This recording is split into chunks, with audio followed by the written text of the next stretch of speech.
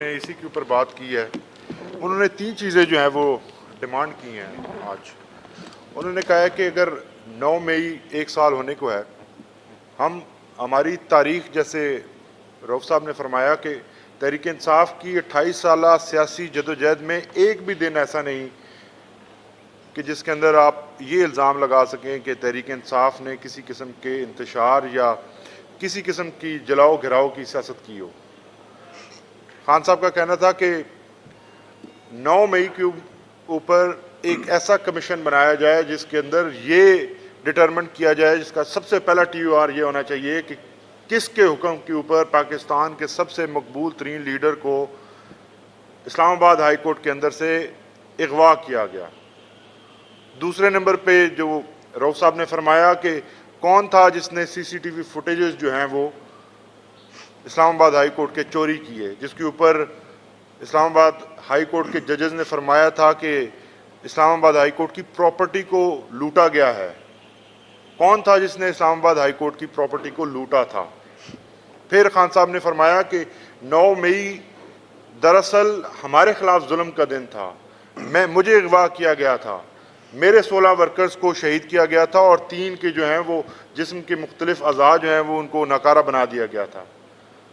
کون تھا وہ جس نے پولیس کے افسران کو حکم دیا تھا کہ جن لوگوں کی شہادت ہو چکی ہے ان کی FIRs درج نہ کی جائیں؟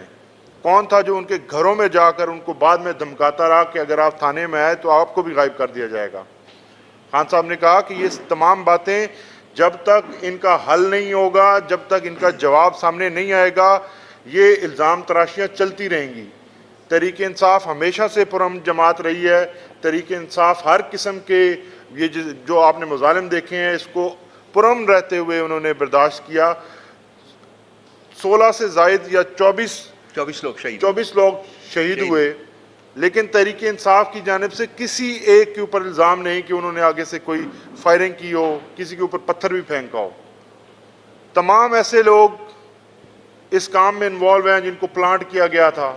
تحریک انصاف کے نام کے اوپر یہ سارا ارسن اور جو کچھ تباہی اس دن ہوئی وہ کی گئی، لیکن دراصل نشانہ تحریک انصاف تھی.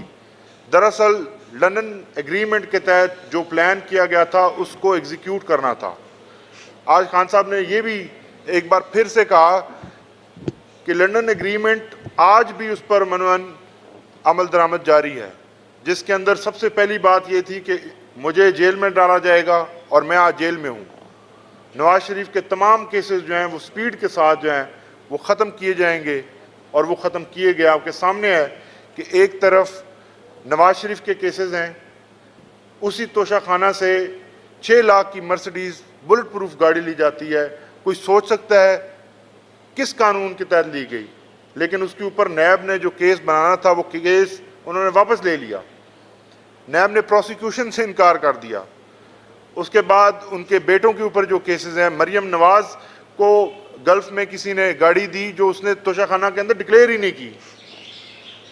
اسی طرح زرداری صاحب کے کیسز ہیں، وہ تمام کیسز جو ہیں وہ چھوڑ دیے گئے، جبکہ عمران خان کے خلاف وہی ثبوت ہیں اور وہی الزامات ہیں. 14 تو طائف تھے جس کے اوپر 3 کیسز پہلے سے بنائے جا چکے ہیں، اور 4تھا کیس جو ہے اس وقت بنانے کی تیاری ہے. ایک نئی انکوائری خان صاحب کے خلاف نیب کی کھل گئی ہے.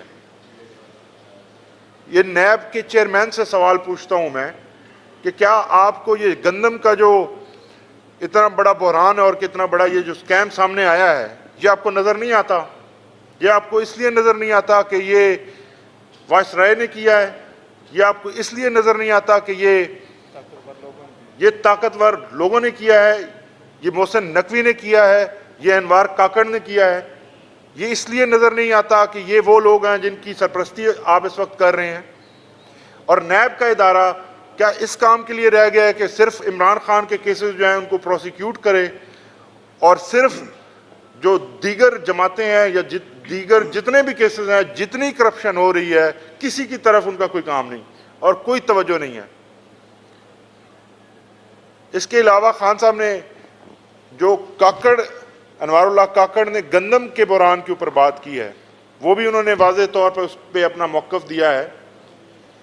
کہ یہ جو گندم کا بحران ہے اس نے واضح کر دیا کہ میڈیا کے اوپر کس قدر پابندیاں ہیں. میڈیا کے اوپر پابندیاں ہونے کے باوجود یہ اسکیم سامنے آیا ہے. اگر میڈیا آزاد ہوتا تو نہ جانے کتنے اور سکینڈلز ہیں جو چھپے ہوئے ہیں جو وقت کے ساتھ ساتھ ہمارے سامنے آئیں گے. جس قسم کی تباہی لوٹ مار مچائی گئی ہے اس پچھلے 2 سال کے اندر، اس کا ذمہ دار کون ہے؟ کون ان سے حساب لے گا؟ کون ہے جو نیب کے چیئرمین کے جا کے جگائے گا کہ جناب آپ کی ڈیوٹی کیا ہے؟ کب آپ اپنی ڈیوٹی فرمائیں گے؟ نیب میں 2 قسم کے پروسیکیوٹرز ہیں. ایک وہ پروسیکیوٹر ہیں جو عمران خان صاحب کو پروسیکیوٹ کرنے آتے ہیں. وہ پروسیکیوٹر کبھی نواز شریف کے کیس میں پیش نہیں ہوتے کیونکہ وہ پروسیکیوشن کروانے آتے ہیں. جبکہ دوسری جانب وہ لوگ ہیں جو ہمیشہ یہ بیان دینے آتے ہیں عدالتوں میں کہ ہم اپنا کیس واپس لے رہے ہیں. تو اس قسم کی سلیکٹو پرسیکیوشن اور پروسیکیوشن جب ہوگی تو واضح ہو جائے گا کہ آپ تحریک انصاف کو ٹارگٹ کر رہے ہیں اور تحریک انصاف کے لوگوں کو بے گناہ ہوتے ہوئے بھی آپ سزائیں دلوا رہے ہیں. 9 مئی کے حوالے سے بڑی تفصیل کے ساتھ پہلے بات کی ہے رؤف صاحب نے. صرف آخری کامنٹ ہے میرا کہ 9 مئی جیسا واقعہ جس ملک میں ہوا ہو اور اگر واقعی جس طرح الزام لگایا گا کہ تحریک انصاف نے بطور جماعت اس کے اندر شرکت کی اور ایرسن اور جلاؤ گھراؤ جو ہے وہ کیا، تو یہ عوام جو ہے، جس عوام نے پاکستان تحریک انصاف کے ان تمام امیدواران کو جن کے نشان کسی کا میز تھا، کسی کی کرسی تھی، کسی کا پیالہ تھا، کسی کا طوطا تھا، ان تمام 200 سے زائد جو نشانات تھے ان کو ڈھونڈ ڈھونڈ کر ان کو ووٹ دیے.